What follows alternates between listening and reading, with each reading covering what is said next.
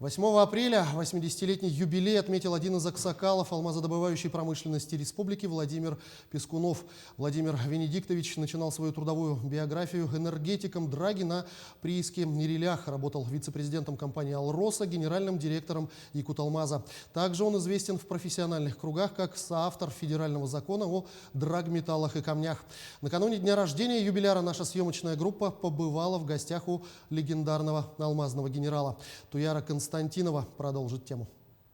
В 1949 году в Якутии был найден первый алмаз. Открытие якутских месторождений стало одним из крупнейших событий 20 века. В короткие сроки в СССР был создан один из самых мощных алмазодобывающих комплексов. Особой гордостью выпускника Иркутского горно-металлургического института Владимира Пискунова стал Удачнинский ГОК. Такого уровня мирового в мире таких не было, огромных комбинатов по переработке алмазов. Ну и мы вышли на первое место в мире по добыче алмазов, оставив позади крупнейшие мировые фирмы, такие как De Beers, которая 100 лет правила алмазным бизнесом. И в этом, конечно, заслуга огромная нашего коллектива. Но я как руководитель горжусь этим, поскольку такая задача была поставлена, мы ее выполнили. Пискунов посвятил мирному 30 лет своей жизни. Задатки лидера были заложены в нем еще с комсомольских времен. Его кредо руководителя «требуй невозможного, получишь максимум» остается неизменным и по сей день. Вот его решительность, его умение схватить ситуацию, она всегда его отличала. Значит, если он принимал решение, он шел, конечно, до конца. И здесь у него просто не было препятствий, которые он не преодолевал. Порой решения были самые неожиданные.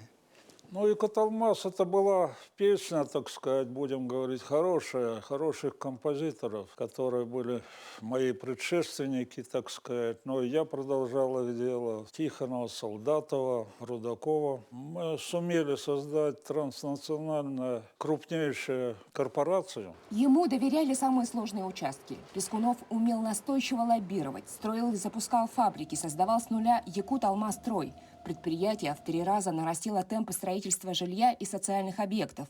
В переломном 91-м по его инициативе в Мирном появился цех сортировки и оценки алмазов. Очень здорово помогло, что мы успели создать центр сортировки алмазов. Его решение, которое он принял, сортировка оказалась одним из инструментов сохранения Якуталмаза. В 1989 году в Якутии был установлен новый мировой рекорд. Объем добычи алмазов составил 42 миллиона карат. Эту победу Владимир Пискунов считает заслугой своих предшественников, отцов-основателей компании «Якуталмаз». Заслугу своего поколения он видит в том, что сохранили отрасль как единое целое. Шел вопрос о суверенитете ГОКов. Если бы Удачнинский ГОК получил самостоятельность, эти бы предприятия погибли, и Якуталмаз погиб бы. У нас на глазах это происходило с Якутзолото. Требовать действительно невозможного, получишь максимум. С этого надо начинать, стремиться попасть на это прекрасное предприятие и там добиваться, так сказать, роста, уже творческого роста, роста по профессии, ну, естественно, всем отличного здоровья. Свой славный юбилей Владимир Венедиктович встречает в кругу семьи, в Подмосковье, в так называемой Пискуновской заимке. Умение строить отношения в семье, по словам нашего героя, ему досталось по наследству. Больше всего ему хочется, чтобы внуки и правнуки продолжили эту добрую семейную традицию. Туяра Константинова, Джордж Березкин, Москва.